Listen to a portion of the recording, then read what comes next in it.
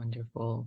Well, hello, and welcome to a courageous conversation with the Kansas Racial Equity Collaborative. I am Chanel Dupree with DCF, and I am one of the core collaborators. And we also have Dr. Becky Aiken here.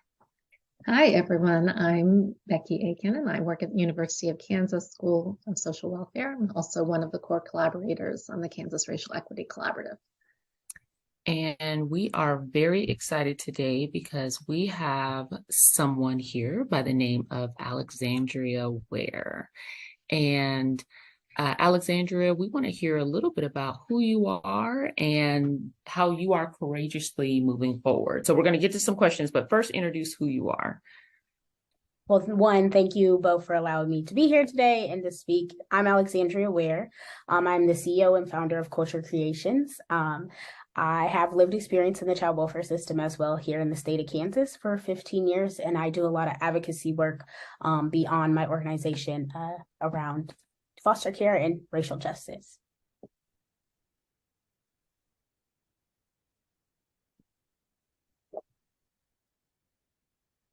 And so that is awesome. You know, there is, Becky and I both work in this world, and what is glaringly missing is lived experience and the voices of those that have gone through the system, have insight, have thoughts, have perspectives that folks who have the training, have the passion, have all of those things just can't have. And so bravo to you for deciding that you were going to get back into the system and really share with others from your perspective how we can continue to move forward. What actually made you decide to do that? Some people are like, I'm done with it. I'm not looking back. I'm moving forward. And so what made you decide to do something different? So I did have a point where I was like, ooh, I'm done with y'all. Y'all ain't gonna change. Y'all just gonna be the toxic system that I've always known you to be. So I took like a 3-year break. So I recently just started doing stuff again. And when I did start to do stuff, I was in a fellowship to build my nonprofit. So really, I mean, I see the toxicness of the system. I see the hurt and the trauma that young people go through. As a young person myself, I went through a lot of things. And so it just made me be like, you know what? Like, why not wake up every day and feel like I can change the world? Like, yeah, it's a crazy dream, but we can really reform and reimagine this child welfare system, even if that means like the system's completely gone and it's something completely new. It can happen. I mean, we have people who have the experience, whether you're former foster youth, parents, whatever. We need everyone at the table, and we need those voices. And sometimes young people don't feel like they're heard in the system. So that's a lot of times what I've learned is why they decide not to mess with the system, is because what's the point? You're not going to hear me either way. Mm-hmm. Yeah, this feels like such big work of how can those within the system make sure that there's space for others to breathe and to share and to express and to move forward. Becky, do you want to take the first kind of structured question? Yeah, I do. Alexandria, can you talk about how you and your organization are working to support racial equity advancement for families? Yeah, so I can touch on the organization first. So Culture Creations works to build equity in the well-being of foster youth through advocacy, culture affirming self-care, and preparation beyond a life of foster care. So we work with young people who are youth of color between the ages of 16 and 21. And when I say youth of color, I mean Black and brown youth, but I've had pushback from people within the field saying Black and brown youth, that I'm not being inclusive. But as we all know, there are higher rates of Black and brown youth being placed in the foster care system. And when they're placed in the foster care system, they lose that connection to their culture. They lose that connection to even just understand like simple things. Like I remember plenty of times growing up, I had workers who allowed foster parents to shave my hair off, or just didn't know how to take care of me, or making sure that I had lotion so I didn't look ashy. So we're doing a lot of those things of like letting young people know, but also the advocacy part to make sure they know like you belong at the table. And if they don't want you at the table, pull up a chair. Like let's just keep it real. And so really diving into like the root causes and really just focusing on our young people who are of color, because sometimes they're forgotten. And a lot of them end up in the juvenile justice system. So helping them really focus on the healing and getting connected to their communities.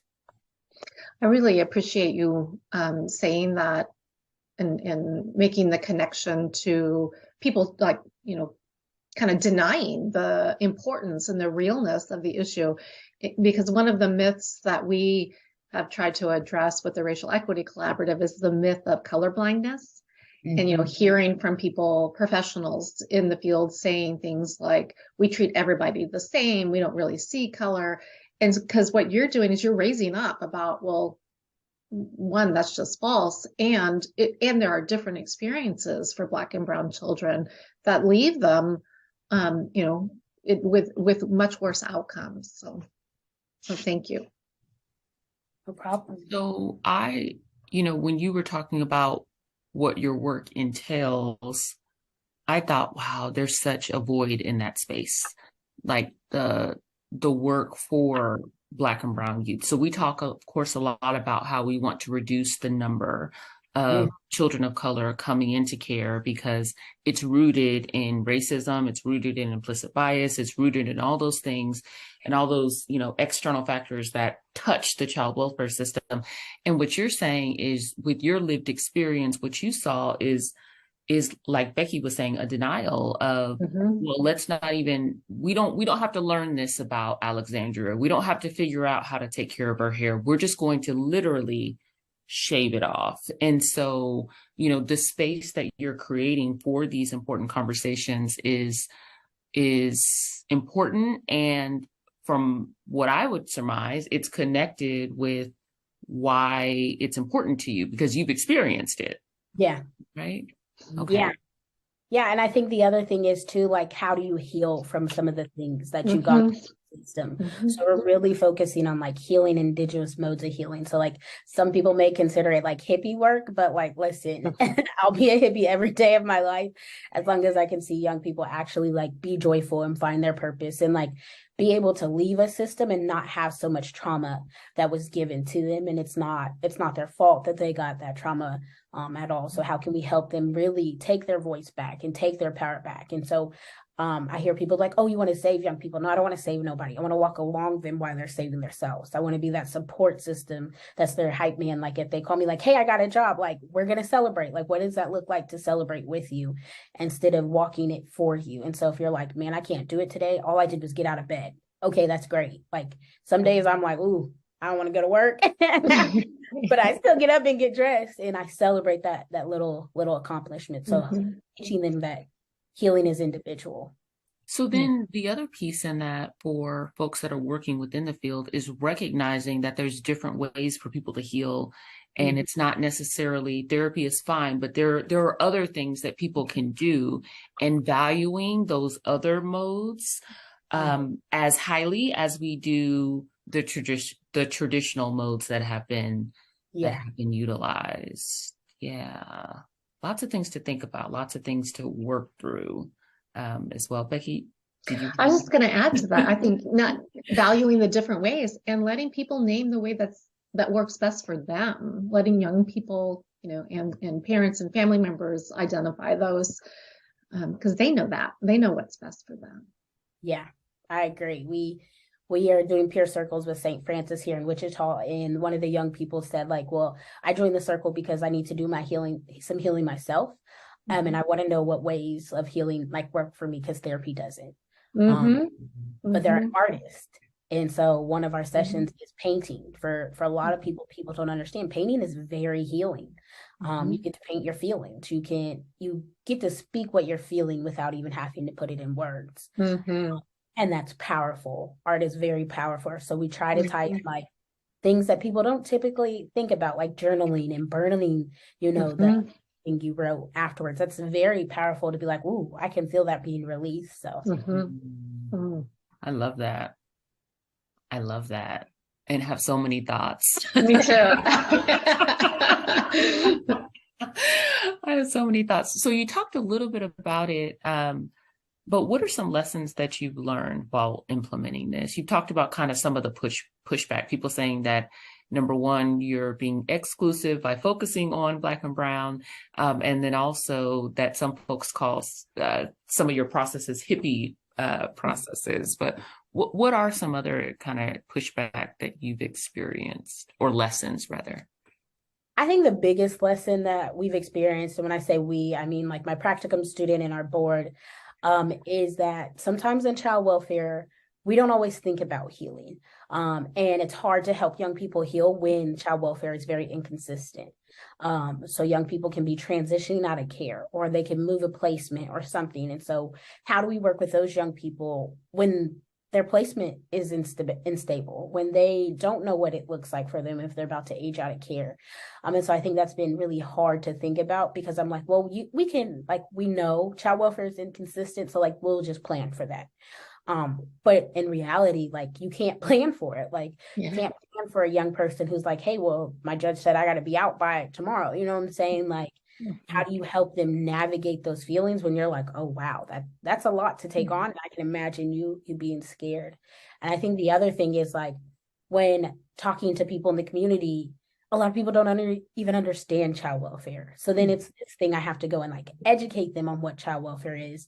And then it's always like, oh, well, the children's homes does this, or these placements do that. And I'm like, but the need is healing. The need is teaching young people to take their power back. It's not that we're not saying that the children's home or any placement agency isn't relevant. It's saying that these young people need to heal because they've experienced trauma, and understanding and recognizing the impact of trauma is, I think, the hardest part that people that aren't in the child welfare field have a time adjusting to. Like, they're like, oh, well, I thought foster care was great. Oh, no. I don't know what news channels you be watching lately, but there's so much trauma going on with young people. So it's just like, how do we help the public understand child welfare? How do we help them understand that everything isn't ponies and rainbows? Yes, there's some young people who have amazing stories. There's some young people who are in one foster home, have the same worker from the time they enter care till the time they exited care. There's so many good things too, but also understanding like this is realistic and not everyone's story looks the same. Mm-hmm. I really appreciate, hearing you talk about how you're engaging with young people, but also with the community. That, it sounds like with the community of professionals who are involved in the child welfare system. And I wonder if you can talk more about, what are the lessons you've learned while, beginning to implement your organization. Oh, well, we're coming up on a year, so I've been thinking about this a lot. I think the biggest lesson is like having lived experience, that some people will always only see me as like a kid who grew up in foster care. And how do I navigate that space? Like, how do I explain to someone like, yes, I grew up in foster care, but I have a master's degree. I've done all this stuff. So I don't just have lived experience, I have work experience as well. So I've partnered my lived experience with work experience to be to where I'm at. So how, knowing that that's not mine to own, like if you only see me as a kid who grew up in foster care, that's what you see, but knowing that at the end of the day, like that's what I'm going to have to face, being in my home state where I grew up in foster care, is being reminded like you do a lot of things. Like, in addition to this, I'm a co-founder of the Diaries of Black Girl podcast. So just remembering that, like, you can't get away from like ever your lived experience. It'll always be there. But how do I navigate that space, and helping teach young people how to navigate that space is the biggest lesson I've learned, because sometimes, like people want you to do things and then they may not want to pay you. And I'm like, listen, I have bills to pay. Like, I have 15 years of experience in the child welfare system, but I also have 15 years of advocating as well and doing different things. So it's like, how do you manage that? And make people value it. Yeah, put a monetary value to it as they would with anything else. I think that's something that we need to continue talking more about, making sure that we're just not asking people to pour out their souls and all of their trauma